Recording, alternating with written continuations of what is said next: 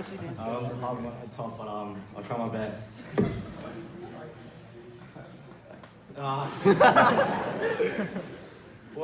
Boys. Final few days of school are upon us. No more 7:30 wake-ups, no more having to tuck our shirts in, but unfortunately, no more Jimmy's at recess. I've been at this school for all my life, since day one at ELC, where we'd eat Play-Doh and PVA glue for lunch.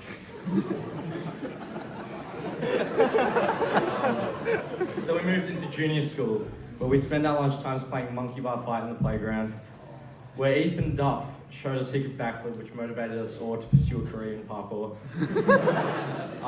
The unforgettable IT classes on Kid Picks. Yeah. And of course, the legendary PE classes with Mr. Casey and his famous cans of Coke and Mars bar. Then on to the days of middle school, where the canteen became somewhat of a sanctuary for us. Our supply of bottles of Carnarvon that we'd put holes of at the top of with pins, where whoever could spray their drink in third mouths with a straight arm was immediately considered cool. And of course, the pink, creamy, yogurty delicacies that were sold at the canteen. The famous yogurt 100s. The many games of Nova and Asphalt 8.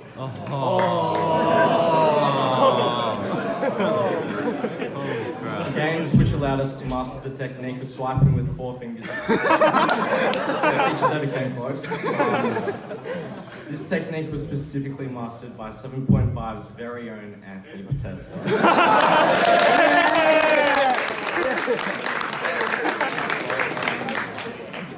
And the incredible science classes we'd have during middle school.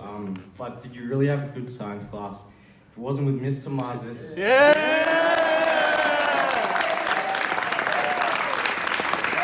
Mr. Marzis and his spine chair routine. The days where Lay, myself, and Stuart operated an undercover business in the locker bays where we'd secretly deal various products to other students. Coke, cans of Coke. Cans of Coke, Chupa Chups, Zappos, chewing gum, you name it. And of course, the very platform known as Ask FM, the website which allowed us to reveal who the top 5 hottest girls were, and the ongoing TBHs, and where Ask FM blew up after the controversial breakup of James T and Isabel. Most of us also had the opportunity to embark on the wonderful journey that is our Year 7 camp. The camp where a few boys woke everyone up at 2 a.m. to the sound of a bell. The bell that startled Alex Sarkisov, provoking the little toilet mishap. Where the morning after, all the boys were threatened by the teachers in revealing that there was surveillance footage of the night before. However, unbeknownst to the culprits who had already turned themselves in, the footage only later revealed itself to be a DVD of the film Around the World in 80 Days. Now boys, who can forget our legendary games of Ebola? For those of you who don't know, Ebola was our code word for tag. The game we played during the 5 minutes we'd have in between classes, running on the Fisher Oval, through the hallways, and past the locker bays. The locker bays that contained the deadly Area 51. This was the locker everyone contributed a cheeky mandarin on a Nutella sandwich to, letting all the different foods marinate in their juices over a whole year.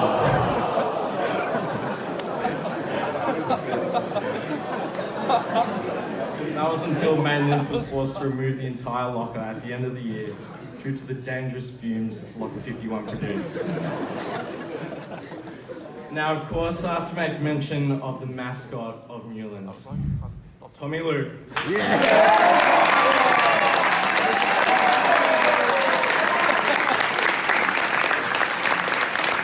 Tommy Lou, you and your mysterious lunches you bring into the classroom, and sometimes drink bottles. And I'm almost certain Tommy holds the groundbreaking record of 8 sneezes in a row.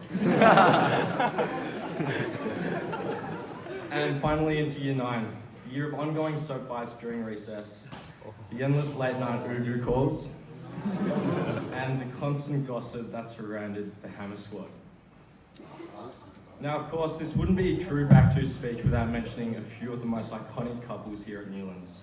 I can see a few of you getting a bit nervous. Dave and Chien, the couple that paved the way for the many relationships to come. Dan and Jamie, Peter's 3 or so attempts at asking out Ava. Jimmy and Eleni, Tomo and Grace Walker. Andre and Lottie's very long but also very friendly relationship. Lay and Lauren, good job Lauren. And Emmanuel and Jasmine, but I'm pretty sure that one's still going. Haven't heard of any breakup recently. Now I've got one last duty, boys, and that's to commemorate the fellas who left Haileybury too soon. The fallen ones who were unable to experience their final years here at Haileybury.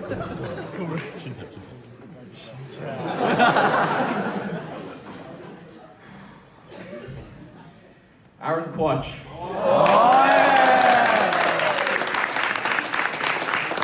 Aaron Quatch leaving Haileybury for an education at Hogwarts. Jason Yuen and his stunning appearance at Boys Formal this year. Aiden Bridge and his notorious 1-2 Mayweather. Shin Tao and his playful banter with Hamish Ferguson.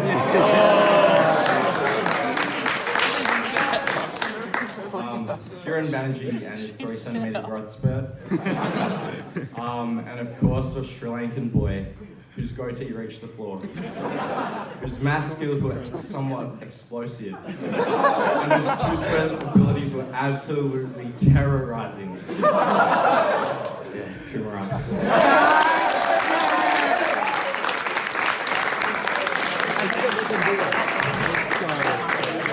Boys, I could go on about all these memories made, but I don't think we've got a week.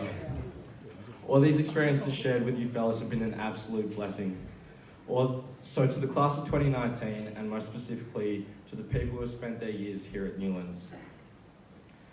To the teachers, Mr. Harrop, Miss Bryant, Mr. Marzis, Mr. O'Dwyer, Mr. Delvecchio, Mr. Newman, Mr. Dooley, Miss Harrop, Miss Owens, Mr. Bawley, thank you for making this journey the most extraordinary, most joyful. Mr. Harrop and Miss Harrop. Oh, Mr. L, Mr. L. Sorry. Cheers to making this journey the most extraordinary, most joyful, and the most memorable. Guys, our exams will be over soon, and before we know it, our holidays will begin.